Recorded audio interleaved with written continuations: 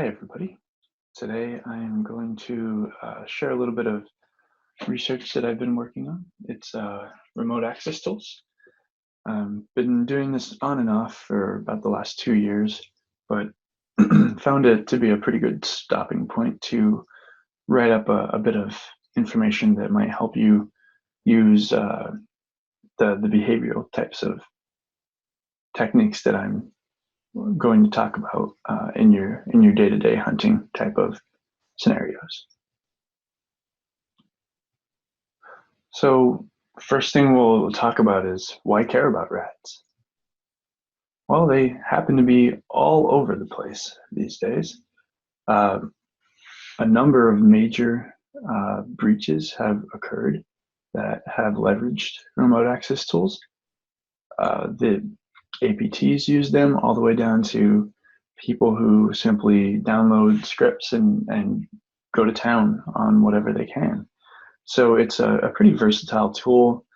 There are a number out there. In fact, I've looked at about a half a dozen, but I know there are many dozen, if not hundreds, that exist.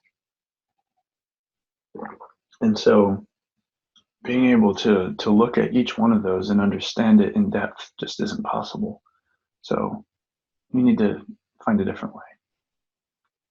And if you think about it, I've done some research here. You find some really interesting things that rats leak. So in this example, the top two screenshots here are TeamViewer, which is a very popular, legitimate remote access tool. And so on the left side, we see my MAC address and my OS being leaked out across the network. So this is in the clear, lightly obfuscated. This is using a script that I extended that somebody else had started. But that information gets leaked, and so you can really track somebody that way. On the right here, we see, again, TeamViewer, and in this case, it's leaking both my public and private IP addresses and the ports associated with those. So not only would you know what public-facing IP somebody's using, you would also be able to figure out what IP address they're using behind, if, for example, if they're behind a NAT. So really, things that don't need to be sent across the network, they don't have a purpose, really just odd to see.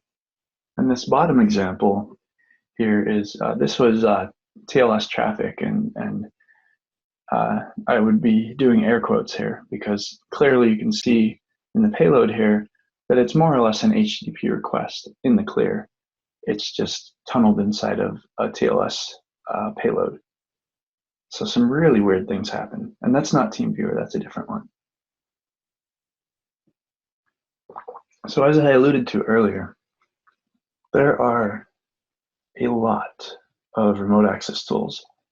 And the status quo is to detect them as an enterprise, discover the things that you care about. So find the remote access tools that are used in your environment and look at, figure out how they're used and so on, identify their indicators, etc.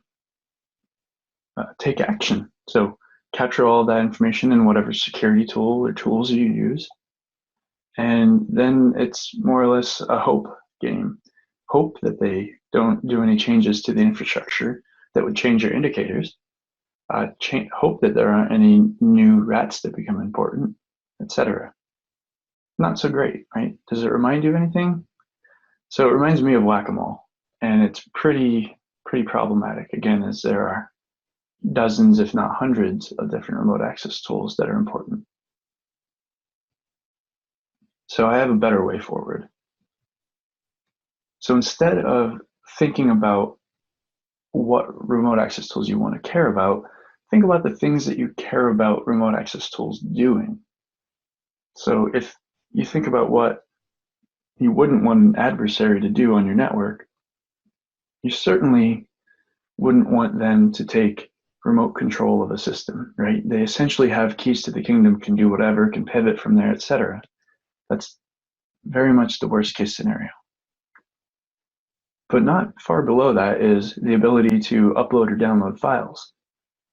This could be exfiltration. This could be pulling a stage 2 download to the system to escalate privileges or to pivot from there, etc. So still a big problem. Of course, there's also remote view, which would be just passively watching whatever somebody is doing on a system. So that might be watching a user click on files, watching a user browse, etc. Not great, but definitely not as bad as the other ones. And remote audio, you could imagine somebody listening in on a meeting, which could be very bad, but on the average isn't as bad as having somebody completely inside your network with full access.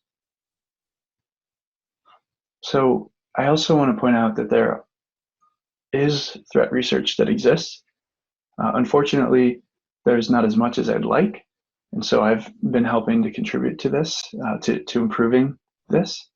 I have a couple of different blog posts that are a few different blog posts up here.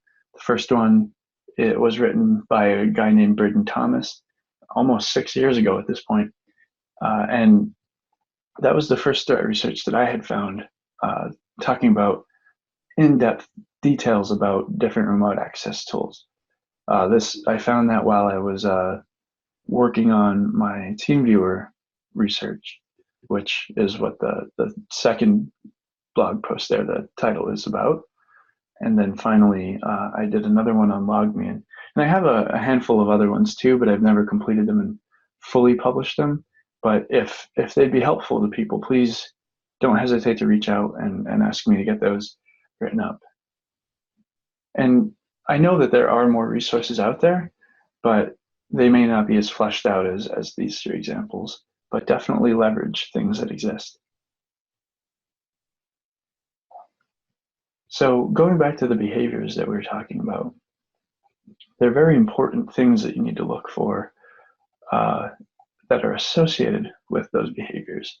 So the way I think about them are, we have these different capabilities that we talked about, and then we have behaviors associated with pretty much every layer of the, if you will, the TCP/IP stack, just as a way to frame your thinking about them. So we have everything from an application level behavior, which might be long-lived sessions, for example, something that you would expect a remote access tool kind of a program to do, and peer-to-peer. In the research that I've done, this is where leveraging threat research that exists is helpful. In the research that I've done, looking at the traffic associated with things, I very often see as quickly as possible the remote access tool going to a peer-to-peer type of communication because it doesn't want to leverage the infrastructure associated with whatever remote access tool it's from, right? You wouldn't expect TeamViewer to want to support all of the communications directly through their servers.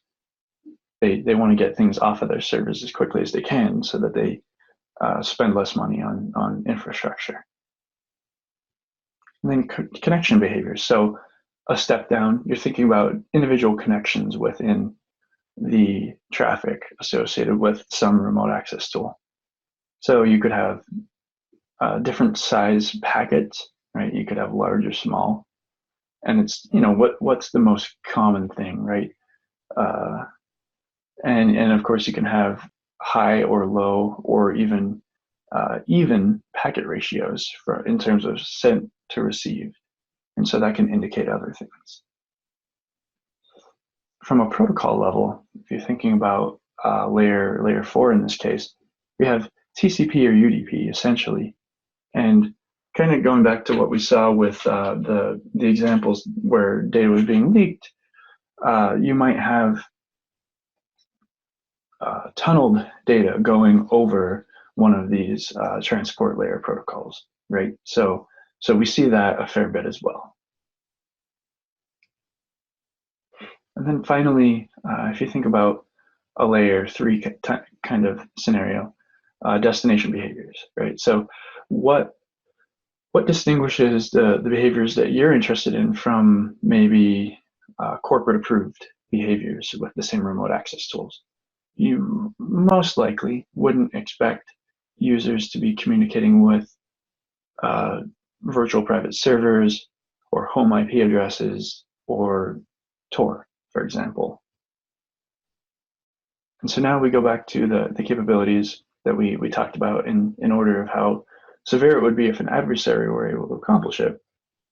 And let's actually see, again, this is what I've come up with that more or less captures the general case for these scenarios. There are cases where it doesn't always work out. And in fact, the next step that we have planned for this is to actually build some models that can detect this stuff in a machine learning kind of perspective, rather than a human going through hundreds and hundreds, if not thousands, of samples and manually classifying them. So this is more of a way to start to point out there are some patterns that you can start to follow, but don't take this to mean that this is the only possible way that something can be achieved. So again, remote control is the first thing that we'll look at. And if you think about it, so I want to point out the application behaviors column and the destination behaviors column.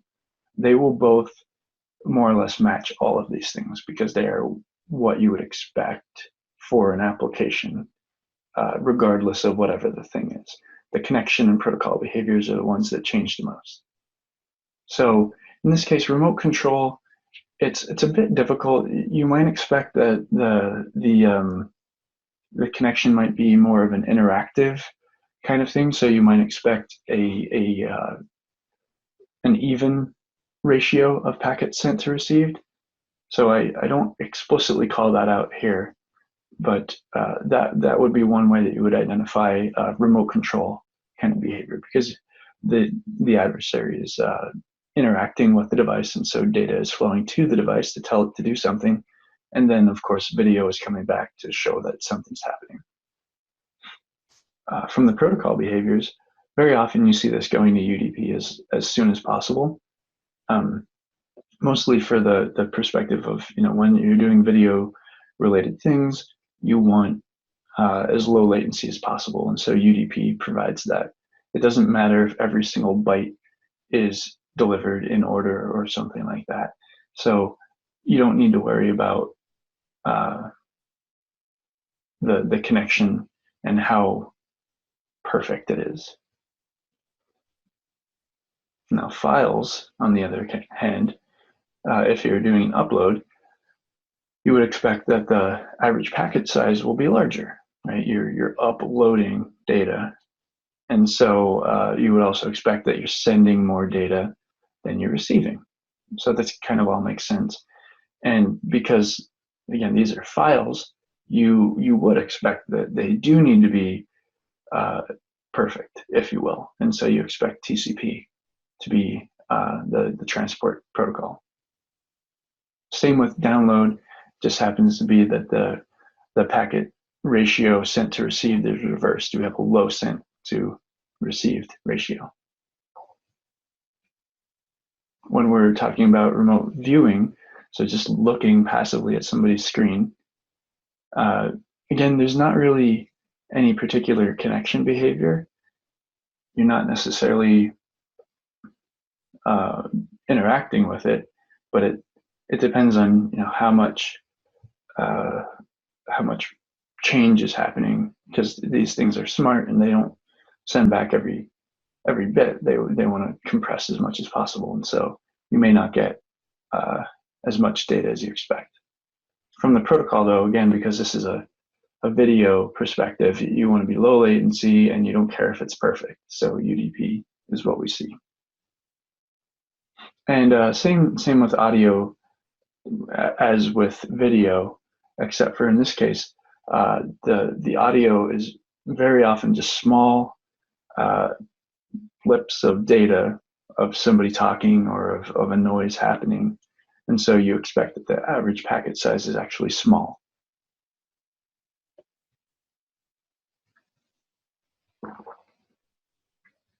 So why do we want to do behavior-based? So this table that I have up here, these are traditional techniques. These are the whack-a-mole styles, right? So if you identify a domain associated with some remote access tool, it's probably only relative to that remote access tool. So if an attacker changes a remote access tool, that's a problem. They can simply just register a new domain, etc. Right? So it's very easy for an adversary to avoid detection or to move on. Same idea with an IP or a range of IPs. They can use a new provider. They can do whatever they want. It's not that hard to avoid. And then string match. Well, for starters, string matches aren't very good. They don't well identify things. You have lots of false positives, and so that's the first problem. But it's really not that hard to change a string, especially if it's something that's sent in the protocol. Very easy to change. But from a behavioral side of things, if you're identifying file upload or download behavior, the adversary, in order to evade that, has to rewrite the file transfer mechanism, which isn't something that they're likely to do. If they are, then there are other things that we need to worry about beyond just being able to detect them via this behavioral capability. And of course, long-lived session behavior, again, the way they would avoid that is to rewrite the communication mechanism, which again isn't something that's easy to do. So it affords you a lot better coverage in terms of the number of remote access tools that you can look at the same time. And it also provides you with a harder thing for an adversary to change. So I've actually done some analysis of traffic with our tool, with the Awake system. And so you can express pretty much all of the things that I talked about and more in our query language. And so you can literally search your data for this as you go. And you can write things that will automatically detect these behaviors as well. And so some of the things that I found once I see what has come back, and then I do a bit of analysis on it to make sure that it is what it is, I found RDP across both TCP and UDP. So again, I'm looking across different transport layer protocols even, and I'm still able to find this stuff. Same with TeamViewer.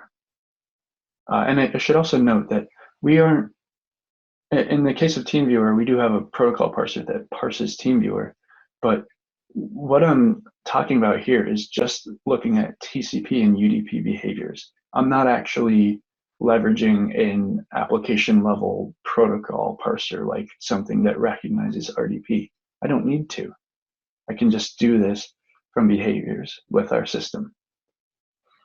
WebEx, I've been able to find that via UDP. The next one's interesting. We have a lab infrastructure set up internally, and we have SSH tunneling set up to interact with it remotely, because our team is both local and remote to the office. And so when I first ran some of these behavioral queries, got a handful of these sessions back, and I cross-validated with some of our team and found out that, yeah, in fact, I was detecting people working on working with VMs remotely just by identifying this behavior associated with accessing our lab over SSH tunnel. It was kind of a really cool thing. And then, of course, this one, I didn't even realize that I would be able to detect this explicitly at first, but WinSCP, which in some respects is definitely a remote access tool, but definitely a little bit different. There's not a visual aspect of it, but I was able to identify the file transfer associations with WinSCP over TCP by using my behavioral-based queries. So some really interesting things, and this is just a high-level overview. I haven't talked about any details here, but yeah, there's lots of really cool things that you can do here. And I also wanted to not only show you some of the things, but I wanted to explain ways that you can extend and improve what we see here. So if you want to go and dig into the weeds of a new remote access tool, or you want to validate the work that I've published, I'm sure everybody who's listening to this is familiar with Wireshark. It's very good for in-depth analysis. That's pretty much the go-to. But you might not be familiar with this tool called CyberChef. It's essentially a Swiss Army knife for SOC analysts and hunters. It's a really, really cool tool. If you just Google CyberChef, I think it's created by GCHQ. It's just a fantastic tool. So check that out for rapid prototyping. And then once you find the thing that you want to do, the rapid prototype that you're ready to do, then you can turn it into a reusable parser that you can leverage Wireshark for via Lua. And so the Wireshark parser that I extended is based in Lua. And yeah, it's a programming language. It's not too bad. And I also wanted to point out here are some other things that that are helpful. The TeamViewer and LogMeIn blog posts that I've created, you can access them by clicking on the links here. I also, in 2018 in the summer, I created a workshop and presented a workshop at DEF CON on protocol analysis via reverse engineering the network traffic. And so the entire workshop was focused on examples associated with TeamViewer. And so if you want to really get in the weeds really deep, it was a 4-hour class and it could have easily been 8 hours. That's a great opportunity for you to really understand the methods behind what I'm doing.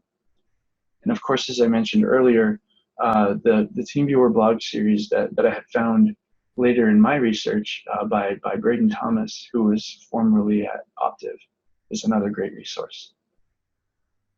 So just high-level takeaways that are helpful.